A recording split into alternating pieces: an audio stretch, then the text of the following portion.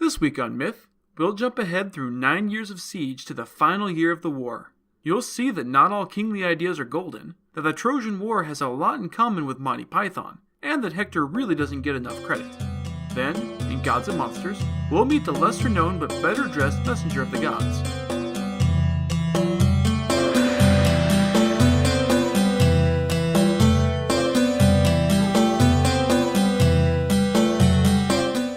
This is the Myths Your Teacher Hated podcast, where I tell the stories of cultures from around the world in all of their original, bloody, uncensored glory. Modern tellings of these stories have become dry and dusty, but I'll be trying to breathe new life into them. This is episode 26E, About a Girl. As always, this episode is not safe for work. When we left the story last time, Paris, former herdsman and lost prince of Troy, had kidnapped Helen of Sparta, wife of King Menelaus, because a god promised her to him as a bribe. The Spartan king had summoned everyone he could to go get her back, over 1,000 ships worth of soldiers, and set sail for Troy. They spent 8 years of misadventures trying to get to the distant city before finally killing the right people to appease the right gods to find their way. There, they have spent another 9 years besieging the city of Troy, with neither side really getting any decisive victories. During the last 9 years, the Greeks had succeeded in laying waste to the surrounding kingdoms in Asia Minor that had been allies of Troy, but the city itself still stood strong behind its impregnable walls. The long fighting had taken its toll, and there were some quarrels in the camp. Odysseus was still pissed at Palamedes, who had outed him as sane and forced him to come along on this, so far, 17-year-long expedition. This came to a head when Palamedes decided to throw some shade at Odysseus. The latter had gone out on a foraging expedition and returned more or less empty-handed, since most of the places to raid had long since been raided. Palamedes decided to tell anyone who would listen that Odysseus was a shitty forager, and probably a coward. This got under Odysseus' skin, and so he did what he does best. He played a trick. Odysseus framed Palamedes as a traitor, and left evidence where it would be found by trustworthy people not involved in his quarrel. This led to Palamedes being stoned to death as a traitor, all because he thought he could talk shit about Odysseus and get away with it. Never piss off Odysseus. He's a great warrior, but he's also a real son of a bitch. At some point during the fighting, Agamemnon had captured Chryseis, daughter of Chryses, priest of Apollo, and taken her as a sex slave. He had come in person with a ransom to beg for the return of his daughter, which splits the Greek camp. Many of the Greeks think that it would be wise to return the daughter of a high priest, so as to avoid pissing off the gods, but many more don't like the precedent it sets.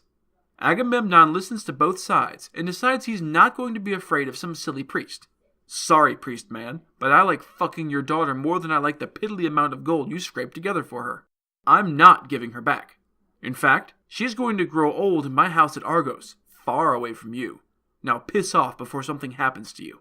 This understandably went over very poorly with Chryses, and he went back to the temple and prayed to Apollo for aid.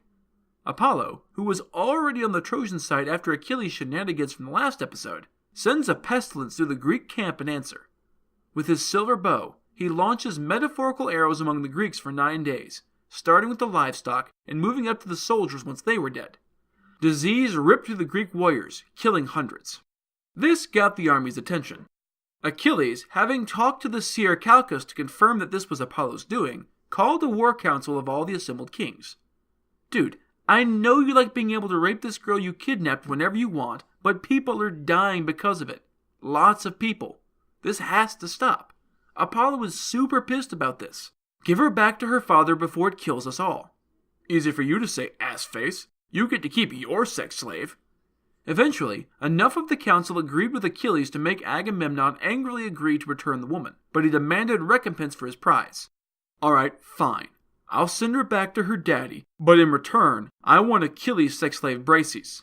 He's the one that called this council in the first place, so I think it's only fair he pay up since it's his fault I'm losing my favorite piece of ass. The fuck you say? It's not even a little bit my fault that you pissed off a priest. Our troops are literally dying so you can keep getting some. Stay the hell away from Briseis. You won't hear me say this very often, but Achilles has a point. Not so much about the wanting to keep a sex slave, because that's gross even if it was a fairly accepted, if horrible part of warfare for the time. But Agamemnon is being a prick here. He's literally valuing his orgasms more than the lives of his men. That's fucked up. Unsurprisingly, the two short-tempered, violent men got really confrontational, and it could easily have come to bloodshed. Agamemnon accused Achilles of trying to undercut him by making him the only Greek without a captured Trojan woman to warm his bed, and Achilles retorting that he had more of a quarrel with Agamemnon than he ever had with the Trojans, who honestly never did anything wrong to him. Maybe I'll just pack up and go home. I never get the best prizes in raids, even though I do the lion's share of the fighting. Fine, go. See if I care. They both drew weapons, fully intending to kill one another, when Athena appeared in a flash of fire and yanked them apart. Okay, seriously, this has to stop. Hera sent me down to tell you two clowns to cut it out. If you want to yell at Agamemnon, yell your heart out, but keep your weapons sheathed. Hera has promised that you will receive gifts 3 times as wonderful to make up for what you consider an insult. Cool? Because I'm a goddess, so I'm not really asking. The two men sheathed their weapons again, so Athena went back to Mount Olympus, but the fight kept right on rolling. It soon became clear that Agamemnon would get his way, and Briseis, and Achilles decided he'd had enough. You drunken, ugly, cowardly, piss-poor excuse for a king of a puny kingdom. You refuse to go out and fight with the rest of us, and instead you just steal our prizes when we get back. Fuck you. Take the girl, but if you try to take anything else from me, even so much as a loaf of bread, I will kill you where you stand. Other than that, I will sit the rest of this fight out. You're on your own. Before long, you'll beg me to come back, and I'll happily tell you to piss off. You'll regret this insult, I swear it. You'll all die without me, and when you do, I'll be here to piss on your graves. Then he left to go sulk in his tent. Agamemnon figured good riddance, but the rest of the Greeks weren't so sure. Achilles had been by far their best fighter, and many of their victories so far had only happened because he'd been on the field. Without him, the chances of victory seemed remote. Nestor, one of the elders, told everyone still assembled that the Trojans were surely delighted to hear that Achilles and Agamemnon were at each other's throats. The deal made, Agamemnon takes 20 men onto a ship to return Chryseis to her father, and to try to apologize to Apollo. At the same time, he sent a bunch of soldiers to Achilles' camp to take Briseis away to wait for Agamemnon to return. The soldiers of Achilles stood there silently as they took her.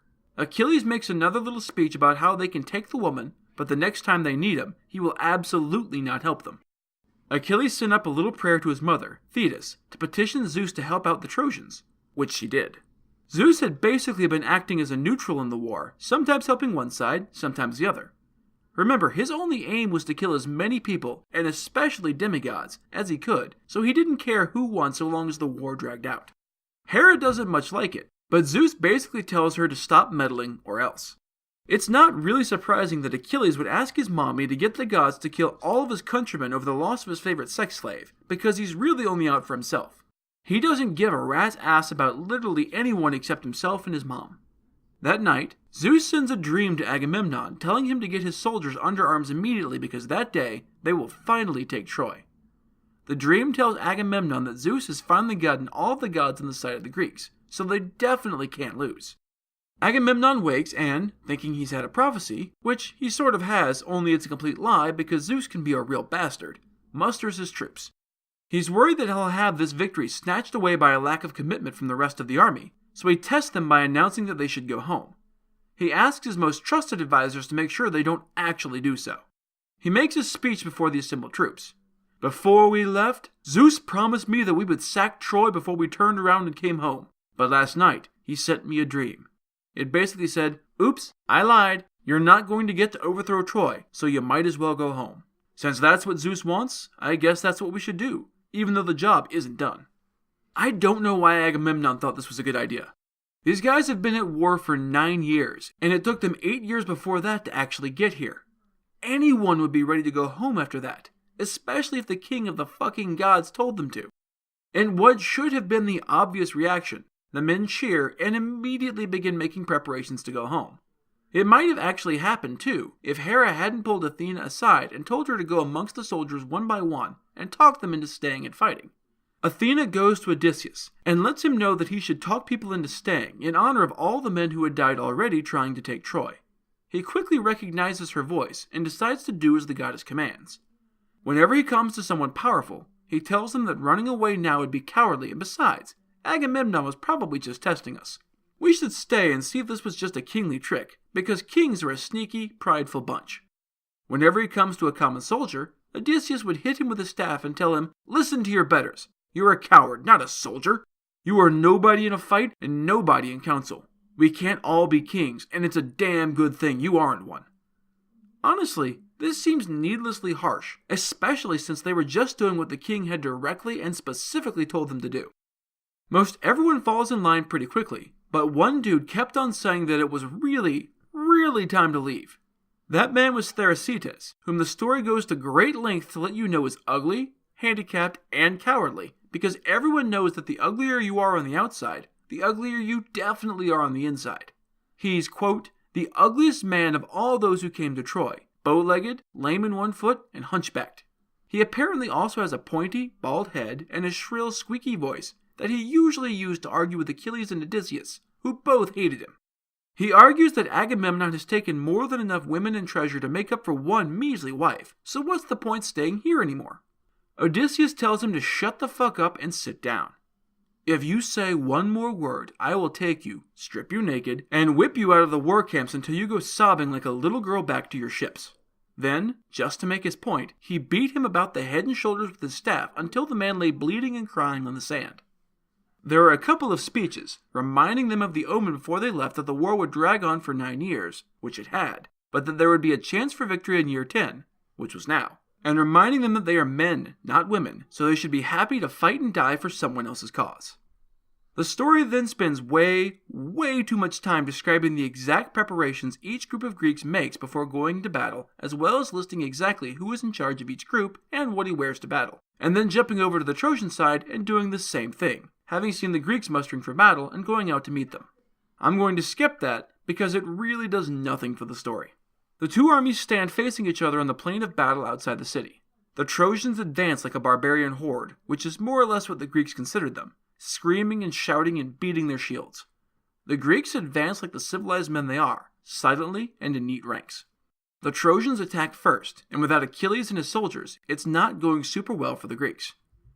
Even so, the Greeks are still dangerous fighters, so both sides are losing a lot of men. Around noon, a ceasefire is called, which gives Paris a chance to strut a little. Paris is trying to look like a great warrior. He has a panther skin draped across his shoulders and has 2 spears in his hand. He beats his spears on the bronze shield and dares the bravest of the Greeks to end this war with a duel. Paris's brother Hector has urged him to do this, to take responsibility for the fact that this whole war is his fault. It goes great right up until Menelaus hears the challenge and leaps out of his chariot to answer. I mentioned earlier that Paris is shown as a coward, and it shows up here in spades. He sees Menelaus striding forward in his armor, scarred from battle, and he tries to hide behind the Trojan soldiers. Seriously, he turns and runs away like brave Sir Robin from Monty Python and the Holy Grail. Naturally, he runs smack into his brother Hector, who yells at him, Paris, you're a good-looking dude, but you're girl-crazy, a liar, and evil-hearted. I kind of wish you were never born, or at least that you had died without ever getting married. What will people say when they learn that we sent a pretty boy as our champion, and then he ran away before the fight even started? Own up to this. You started this fight by kidnapping Helen, and now you're too much of a chicken to face the man you wronged in combat to keep your countrymen from dying for your cause? Be a fucking man, brother. Paris realizes Hector is right, and agrees to go back and fight the duel that he totally already challenged Menelaus to. Hector was glad to hear it, but didn't entirely trust him, so he went through the troops himself, telling them to sit down until the duel was over. The Greeks, confused, keep their bows and sling trained on him until Agamemnon told them to stand down. He wanted to talk to Paris. Hear me, everyone. Paris offers a challenge. We both bring forth one champion, and everyone else lays down their weapons to allow Paris and Menelaus to fight on our behalf. Whomever wins, wins the war, and with it, Helen, and all she has. She will go with the winner to his home, and the rest of us will swear a covenant of peace. This is it, folks. This is the big enchilada that decides everything. Hector sat down, and Menelaus stood to respond. Hear me now, everyone, for I am the one who has suffered the gravest insults. I think the end of the war is near, and it seems fit to me that it should end in single combat between me and the man who wronged me. Let him who dies, die, and let the others fight no more. To make sure this sticks, Priam and myself will swear a sacred oath with Zeus, on the blood of 3 sacrificed rams, to abide by these terms, so that there's no sneakiness with his sons. We all know that young men are flighty and hard to trust, but I'll trust the old king. Both armies were stoked to hear this. It's not often that the common foot soldier gets to watch as the generals resolve the issues that were really their issues in the first place. This would be one hell of a show. Everyone backed up to provide a clear field, and everyone laid down their weapons and removed their armor as a show of good faith. Iris, goddess of the rainbow and a messenger of the gods, goes to Helen in the form of her sister-in-law, Laodice. She found Helen in her room, embroidering the battles between her new lover's people and her own people. Helen, you should come see this. The two armies have stopped fighting so that Paris and Menelaus can fight for you mano a mano. They've agreed that you will be the wife of whomever wins. It might have been nice if it even occurred to them to ask you what you want to do, but that's not the way things work here and now, so whatever. Helen still loved Paris, because Aphrodite is no slouch, but she yearned for her husband, her home, and her family. She was torn about what she wanted, so maybe it was for the best that she didn't have to decide this. Her true emotions were at war with those implanted by the goddess. She threw a white scarf over her head and, weeping, she went to the walls with her two handmaids. At the gates, she sees several of the city's sages, too old to fight anymore, but still wise and trusted advisors to the king. As they see her coming, they whisper to themselves, "Man, I get how everyone is willing to fight over such a hot piece of ass, but I really hope the Greeks win and take her back home, or she and her children will breed nothing but trouble for the city." Priam called her over to him. "Sit down with me, child, so that you can see his firsthand. I don't blame you for this, I blame the gods. They've been very active in this war, and I think that you were just their pawn." Helen agrees, and wishes aloud that she had committed suicide, rather than go with Paris to spare the world all this death. He then begins to ask her for details about the various heroes and captains they can see arrayed on the Greek side, and Helen gives their names and descriptions, as much for the audience's benefit as anyone. They speak of tall, handsome Agamemnon, rugged, clever Odysseus, massive, imposing Ajax, less massive, less imposing Ajax, and godlike Idomeneus. She also mentions that she's surprised her brothers Castor and Pollux aren't there, because she doesn't know that they died years before. Priam, satisfied that he now knows most of the major players, goes down to the battle lines to swear the sacred oath before the duel. A lot of stuff is about to happen, so I'm going to press pause on the epic again. I'll let you take your best guesses as to what is about to happen here, and you can feel free to email me your guesses. If I get an answer I really like, I'll include it in the next episode. That said, it's time for Gods and Monsters. This is a segment where I get into a little more detail about the personalities and history of one of the gods or monsters from this week's pantheon that was not discussed in the main story. This week's god is Iris of the Rainbow. In an effort to make things just as confusing as possible, there are numerous positions within the Greek cosmology that have multiple gods to fill the same role. There's a lot of reasons for this, including minor gods getting absorbed by more important gods, but hanging around in small ways, regional variations, and writers changing or making up details as they saw fit when telling stories. Iris is one such goddess. She serves as one of several messengers of the gods, the most important of which is Hermes, one of the major Olympians. According to Hesiod, Iris is the daughter of the sea god Thaumas and the Oceanid or water nymph Electra. She's also the sister of the Harpies, half-women, half-bird monsters encountered by several Greek heroes. During the Titanomachy, Iris had volunteered as the messenger of the gods while her twin sister Arche betrayed the Olympians and became messenger of the Titans. Iris is depicted as having shimmering golden wings, while Arche has iridescent wings. When the Titans lost, Zeus punished Arche with the Titans by ripping her wings off and casting her into Tartarus.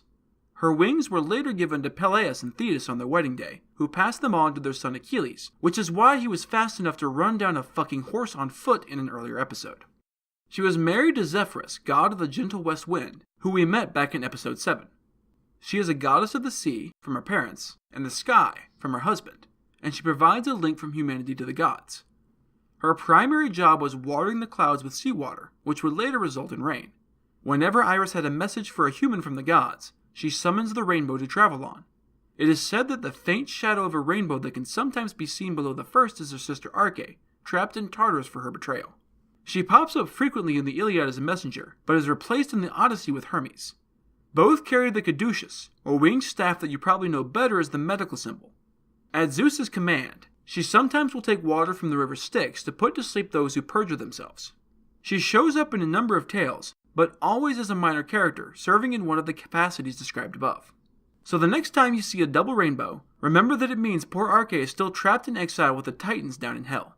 That's it for this episode of Myths Your Teacher Hated. Keep up with new episodes on our Facebook page, on iTunes, on Stitcher, on TuneIn, and on Spotify, or you can follow us on Twitter as @HardcoreMyth and on Instagram as Myths Your Teacher Hated Pod. You can also find news and episodes on our website at mythsyourteacherhated.com. If you like what you've heard, I'd appreciate a review on iTunes. These reviews really help increase the show's standing and let more people know that it exists. If you have any questions, any gods or monsters you'd want to learn more about, or any ideas for future episodes that you'd like to hear, feel free to drop me a line. I'm trying to pull as much material from as many different cultures as possible, but there are all sorts of stories I've never heard, so suggestions are appreciated. The theme music is by Tiny Cheese Puff, whom you can find on Fiverr.com.